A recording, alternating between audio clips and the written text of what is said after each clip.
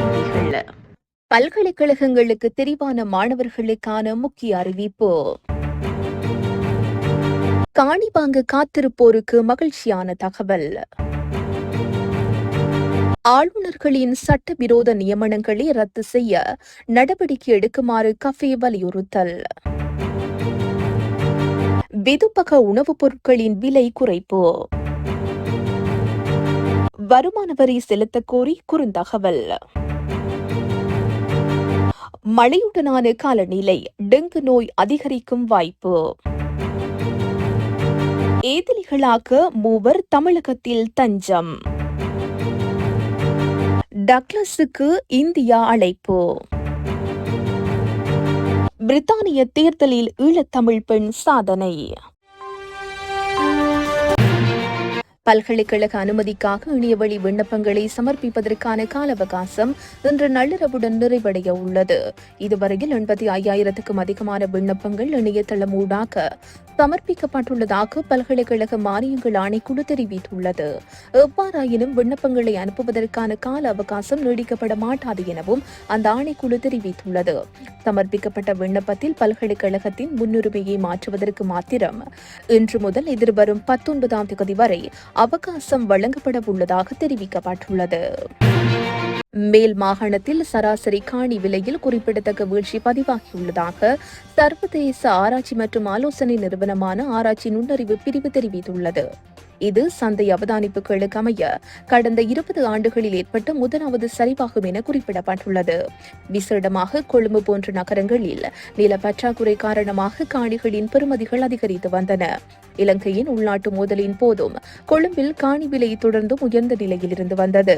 எனினும் இந்த ஆண்டின் முதல் காலாண்டில் மேல் மாகாண புறநகர் பகுதிகளில் காணிகளின் சராசரி விலை வீழ்ச்சியடைந்துள்ளதாக ஆய்வில் தெரிய வந்துள்ளது.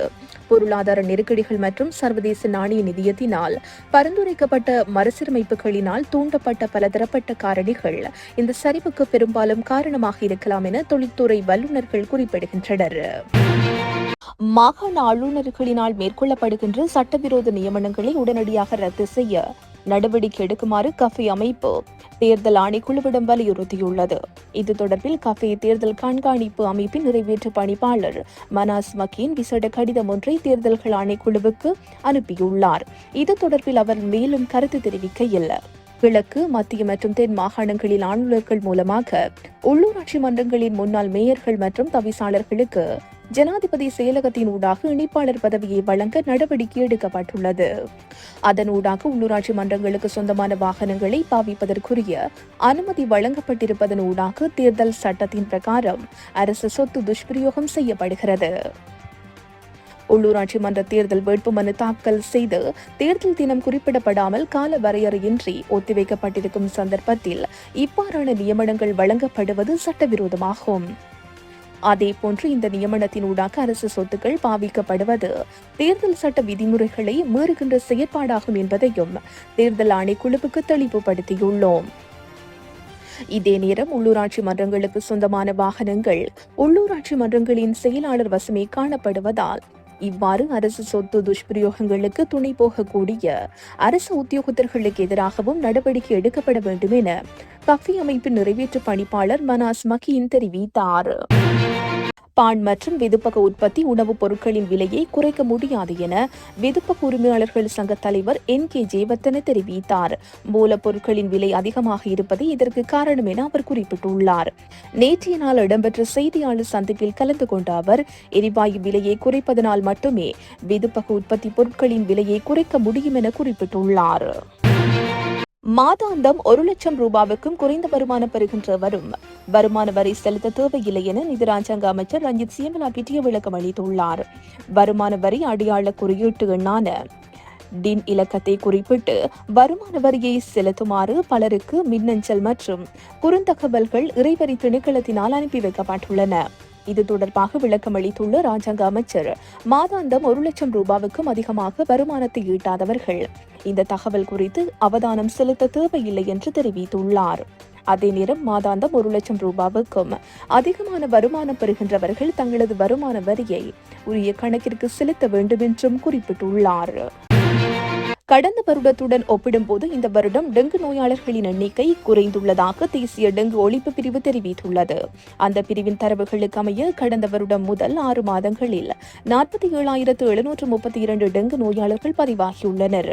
இந்த நிலையில் இந்த வருடத்தின் முதல் 6 மாதங்களில் 27,755 பேர் டெங்கு நோயால் பாதிக்கப்பட்டுள்ளனர். எவ்வாறாயினும் நிலவும் மழையுடனான காலநிலை காரணமாக நோயாளர்களின் எண்ணிக்கை அதிகரிக்கக்கூடும் என தேசிய டெங்கு ஒழிப்பு பிரிவு தெரிவித்துள்ளது. தலைமன்னாரிலிருந்து ஒரே குடும்பத்தைச் சேர்ந்த 3 பேர் ஏதிலிகளாக இன்றைய தினம் இந்தியாவின் தமிழகத்தில் தஞ்சமடைந்துள்ளனர். மன்னாரைச் சேர்ந்த தாயொருவர் மற்றும் அவரது 2 பிள்ளைகளே இவ்வாறு தஞ்சமடைந்துள்ளதாக தெரிவிக்கப்பட்டுள்ளது. அவர்கள் தனுஷ்கோடி கடற்கரை பகுதியிலிருந்து விசாரணைக்காக மண்டபம் பகுதிக்கு அழைத்து செல்லப்பட்டனர். விசாரணைகளின் பின்னர் மூவரும் மண்டபத்தில் உள்ள இலங்கை தமிழர் மறுவாழ்வு முகாமில் ஒப்படைக்கப்பட்டுள்ளனர். தம்மை இந்தியாவுக்கு விஜயம் மேற்கொள்ளுமாறு அந்த நாட்டு வெளிவிவகார அமைச்சர் எஸ். ஜெய்சங்கர் அழைப்பு விடுத்ததாக கடற்தொழில் அமைச்சர் டாக்டர் தேவானந்தா தெரிவித்தார். அத்துடன் கடற்தொழிலாளர்கள் விவகாரத்தில் ராஜதந்திர ரீதியான தீர்வு அவசியம் என தாம் வலியுறுத்துவதாகவும் கடற்தொழில் அமைச்சர் டாக்டர் தேவானந்தா தெரிவித்தார். இதேவேளை தமிழக கடற்தொழிலாளர்கள் கைது செய்யப்படுகின்றமை கவலை அளிக்கும் விடயமாகும் எனவும் அவர் தெரிவித்தார். எனினும் இலங்கை கடற்தொழிலாளர்கள் எதிர்நோக்கும் பிரச்சினைகளை கருத்தில் கொண்டு அத்துமீறல்களில் ஈடுபடும் இந்திய மீனவர்களுக்கு எதிராக சட்ட நடவடிக்கை எடுக்கப்படும் எனவும் கடற்தொழில் அமைச்சர் டாக்டர் தேவானந்தா கூறினார்.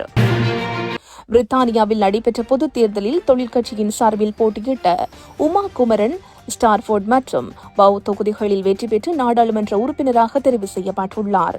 தொழிற்கட்சி அமோக வெற்றி பெற்றுள்ள நிலையில் உமா குமரன் தன்னுடன் போட்டியிட்ட வேட்பாளர்களை விட பெரும் வாக்குகள் வித்தியாசத்தில் வெற்றி பெற்றுள்ளார். இதற்கமைய அவர் 44.1% வாக்குகளை பெற்றுள்ளார். ஈழத்தை பூர்வீகமாக கொண்டு நாடாளுமன்ற உறுப்பினராக தெரிவாகியிருக்கும் இவருக்கு பலரும் வாழ்த்துக்களை தெரிவித்து வருகின்றனர். இத்துடன் இன்றைய பிரதான செய்திகள் நிறைவு பெறுகின்றன. உச்சி மீது வானிடிந்து வீழுகின்ற போதிலும்